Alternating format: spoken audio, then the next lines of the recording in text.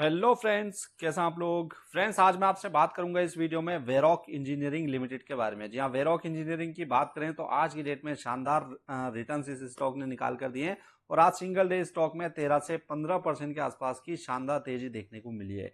तो इस कंपनी की फंडामेंटल एनालिसिस करके देखेंगे कि आखिर ये कंपनी फंडामेंटल बेसिस पर कैसी दिखाई देती है, क्या इन लेवल्स के बाद भी इस कंपनी में खरीदारी बनती है। तो ये सारी चीजें हमें जब पता चलेंगी जब हम इस कंपनी की पूरी डिटेल चेक करेंगे।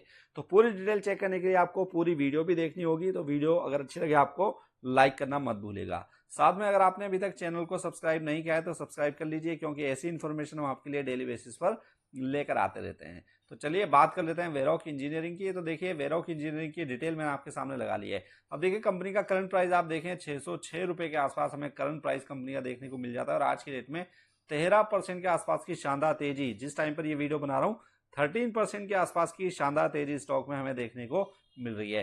कंपनी की मार्केट कैप देखें 9,256 करोड़ के आसपास का मार्केट कैप है, यानी कि स्मॉल साइज कंपनी है।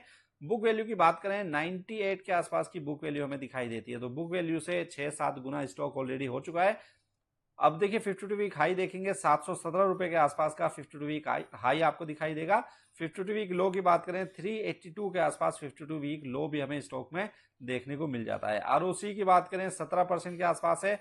आरओई की बात करें तो यहाँ पर नंबर शानदार आपको दिखाई देंगे 44% के। अब डेट टू इक्विटी रेशियो अगर देखें तो 0.93 आपको दिखाई देगा, थोड़ा सा हायर साइड पे है ये, क्योंकि 0.93 एक के आसपास डेट इक्विटी जब भी होता है तो मैं ऐसा मानता हूं कि उस स्टॉक में कहीं ना कहीं डेट की जो पोजीशन है थोड़ी सी ज्यादा हमें यहाँ पर दिखाई दे रही है। लेकिन देखिए, अगर डेट को नंबर्स में हम देखेंगे तो 1390 करोड़ के आसपास का डेट कंपनी के ऊपर है। लेकिन इसी के साथ साथ अगर आप कंपनी में इन्वेस्टमेंट देखेंगे तो कंपनी ने 530 करोड़ रुपए की इन्वेस्टमेंट भी कर रखी है और साथ में कैश इक्विवेलेंट की बात करेंगे 130 करोड़ रुपए कंपनी के बैंक में पड़े हुए हैं। तो 530 करोड़ और 130 करोड़ लगभग 650 करोड़ रुपए कंपनी के पास हैं इन्वेस्टमेंट। और बैंक की अगर मैं बात करूंगा तो 1390 करोड़ का जो डेट है, बहुत ज्यादा प्रॉब्लम इसको रीपे करने में नहीं होनी चाहिए, क्योंकि देखिए कंपनी की सेल्स भी अगर आप देखेंगे तो सालाना 7,500 करोड़ के आसपास की सेल्स कंपनी करती है, जिस पर 500 करोड़ से ज्यादा का प्रॉफिट कंपनी कमा लेती है। तो 500 करोड़ का प्रॉफिट अगर कंपनी कमा रही है तो आप अंदाजा लगाइए कि ये जो डेट है 1400 करोड़ के आसपास का 2-2.5 साल के आसपास के प्रॉफिट में कंपनी इसको रीपे कर देगी। इंट्रेंसिक वैल्यू की बात करें 225 का आसपास इंट्रेंसिक वैल्यू हमें स्टॉक में देखने को मिल जाती है। डीआईआई होल्डिंग की बात करें तो 12% से ज्यादा की डीआईआई होल्डिंग है। एफआईआई होल्डिंग की बात करेंगे 4% के आसपास एफआईआई की भी होल्डिंग हमें स्टॉक में देखने को मिल जाती है। तो ये सारी चीजें हमने चेक कर ली। अब यहाँ पर तो देखिए नंबर्स काफी ठीक ठाक दिखाई दे रहे हैं, लेकिन असली बात पता चलेगी जब कंपनी के डिटेल प्रॉफिट एंड लॉस को देखेंगे। तो प्रॉफिट एंड लॉस के ऊपर हम आते हैं और यहाँ पर आपको देखने को मिलेगा कि कंपनी की जो सेल थी 2018-19 में और 2018-19 और 20 में आप देखिए 10,000 करोड़ से लेकर 12,000 करोड़ के आसपास थी। तो यहां पर देखिए सिर्फ ऐसा नहीं है कि ऊपर ऊपर से आपको किसी भी स्टॉक को देखना है, बल्कि उसके पिछले 5-7 साल के प्रॉफिट एंड लॉस को भी देखना है। वहीं से आपको पता लगेगा कि कंपनी अभी जिस पोजीशन पर है उससे पहले किस पोजीशन पर थी और किस तरीके से कंपनी सेल से प्रॉफिट हमें ग्रो करते हुए दिखाई दे रहे हैं। तो 2018, 19 और 20 में देखिए 10,000 करोड़ से लेकर 12,000 करोड़ के आसपास कंपनी सेल करती थी। उसके बाद बड़ी गिरावट इसमें इसकी सेल्स में देखने को मिली। 2021 में 4,000 करोड़ के आसपास आ गई। उसके बाद से आप देखेंगे धीरे धीरे करके कंपनी सेल्स अपनी बढ़ा रही है। 5,800 करोड़, 6,800 करोड़ और अब फिलहाल 7,500 करोड़ के आसपास की सेल कंपनी ने पोस्ट की है। प्रॉफिट और लॉस की बात करें, यानी कि नेट प्रॉफिट की अगर बात करेंगे तो यहाँ पर आप देखिए 3 साल में कंपनी ने बड़े बड़े लॉस पोस्ट किए थे। कौन से वो 3 साल थे? 2021, 2022 और 2023। ये वही साल हैं जब 10 से 12,000 करोड़ के बाद एकदम से कंपनी सेल्स गिरी थी।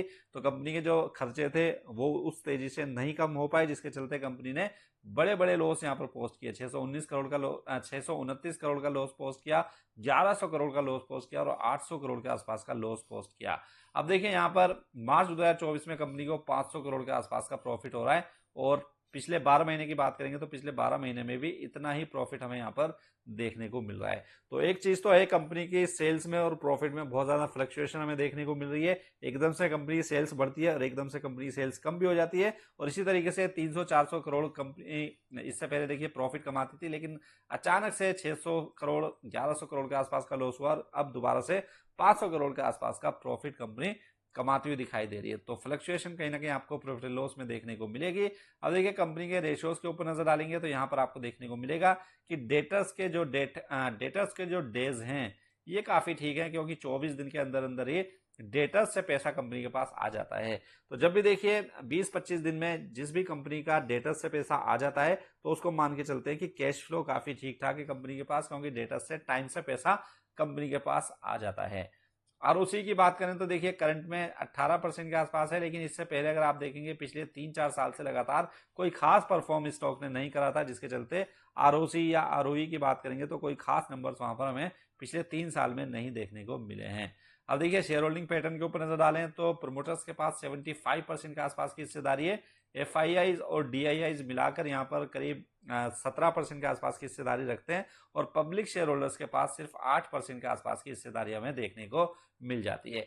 तो देखिए अभी तक जो हमने चीजें चेक की हैं उससे हमें पता लगता है कि कहीं ना कहीं वेरॉक इंजीनियरिंग अभी फिलहाल पिछले 1 साल से काफी अच्छा परफॉर्म कर रहा है, लेकिन उससे पहले 3 साल कंपनी ने कोई खास परफॉर्म नहीं किया था, जहां पर आपने देखा कि कंपनी सेल्स और प्रॉफिट में भी आपको कोई खास इंप्रूवमेंट नहीं देखने को मिला था।